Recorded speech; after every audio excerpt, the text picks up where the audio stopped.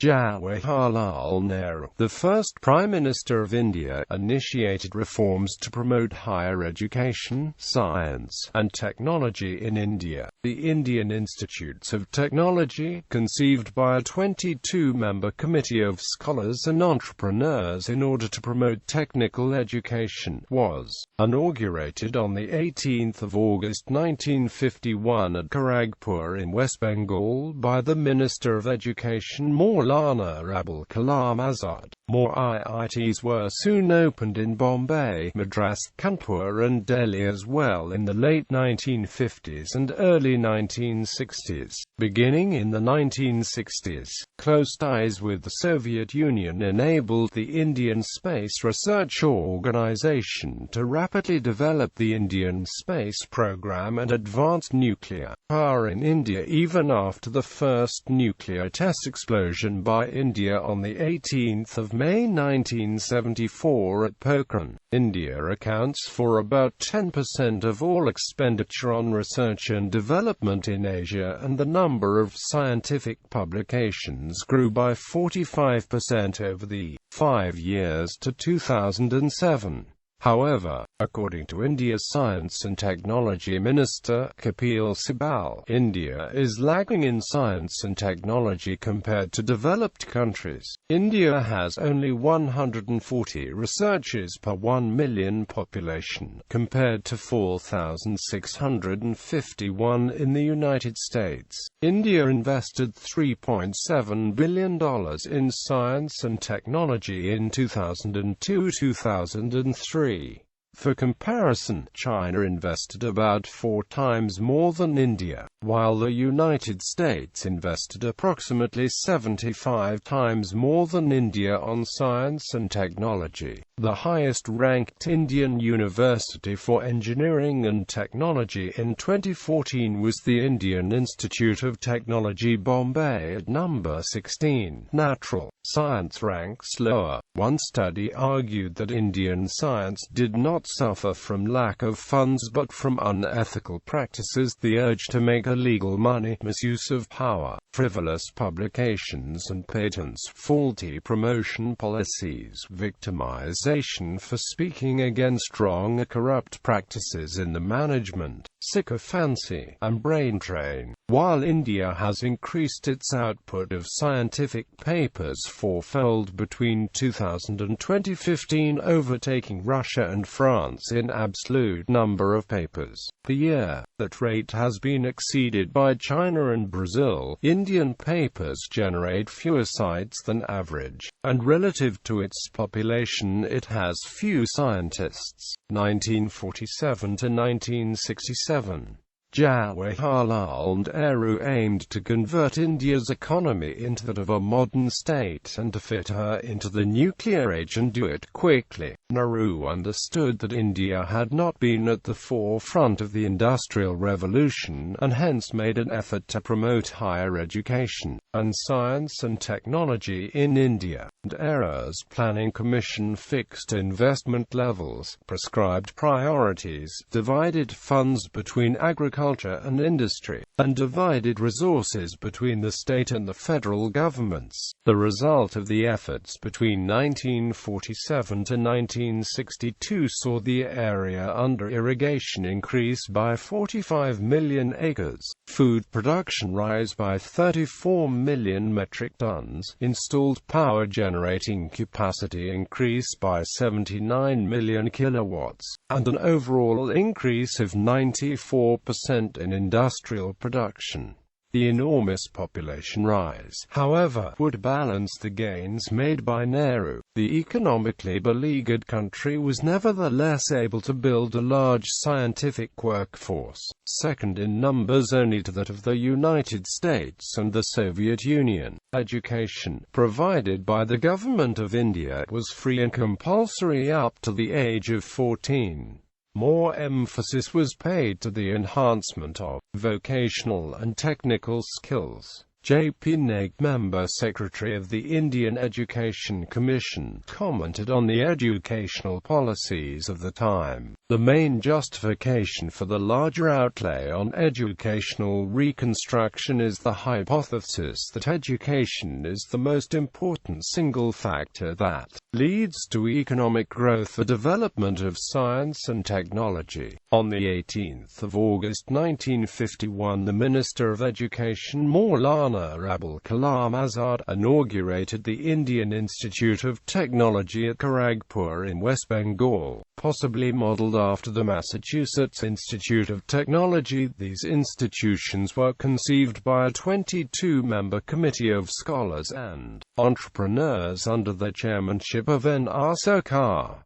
The Sino-Indian War came as a rude awakening to Nehru's military preparedness. Military cooperation with the Soviet Union, partially aimed at developing advanced military technology, was pursued during the coming years. Defense Research and Development Organization was formed in 1958. Radio broadcasting was initiated in 1927 but became state responsibility only in 1930.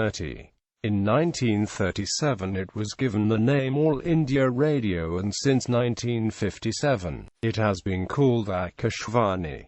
Limited duration of television programming began in 1959, and complete broadcasting followed in 1965. The Indian government acquired the EVSM computers from the Soviet Union, which were used in large companies and research laboratories. Tata Consultancy Services, established in 1968 by the Tata Group, were the country's largest software producers during the 1960s. 1967 to 1987. The roots of nuclear power in India lie in early acquisition of nuclear reactor technology from a number of Western countries, particularly the American support for the Tarapur atomic power station and Canada's Candu reactors. The peaceful policies of Mohandas Karamchand Gandhi may have delayed the inception of nuclear technology in India. Stanley Walpert describes the measures taken by the Indian government to increase agricultural output. It was not until the late 1960s that chemical fertilizers and high-yield food seeds brought the Green Revolution to India. The results were mixed, as many poorer small farmers were unable to afford the seeds of the risks involved in the new technology. Moreover, as rice and, especially, wheat production increased, there was a corresponding decrease in other grain production. Farmers who benefited most were from the major wheat-growing areas of Haryana, Punjab, and western Uttar Pradesh. The Indian space program received only financial support from the Soviet Union, which helped the Indian Space Research Organization achieve aims such as establishing the Thumba Equatorial Rocket Launching Station, launching remote sensing satellites, developing India's first satellite, Aryabhata, and sending astronauts into the space.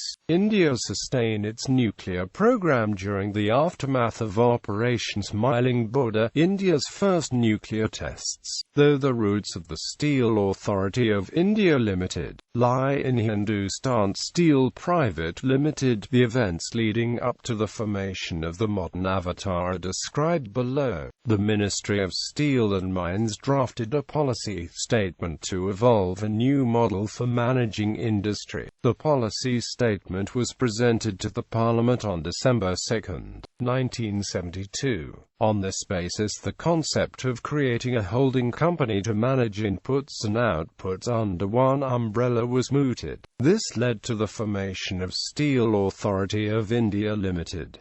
The company, incorporated on January 24, 1973 with an authorized capital of Rs. 2,000 crore, was made responsible for managing 5 integrated steel plants at Bhilai, Bokaro, Durgapur, Rourkela and Burnpur, the alloy steel plant and the Salem steel plant. In 1978, SAIL was restructured as an operating company. In 1981, the Indian Antarctic program was started when the first Indian expedition was flagged off for Antarctica from Goa. More missions were subsequently sent each year to India's Based Action Gang or T. 1987-present. Indian agriculture benefited from the developments made in the fields of biotechnology, for which a separate department was created in 1986 under the Ministry of Science and Technology. Both the Indian private sector and the government have invested in the medical and agricultural applications of biotechnology. Massive biotech parks were established in India while the government provided tax deduction for research and development under biotechnological firms. The Indian economy underwent economic reforms in 1991, leading to a new era of globalization and international economic integration. Economic growth of over 6% annually was seen between 1993 to 2002.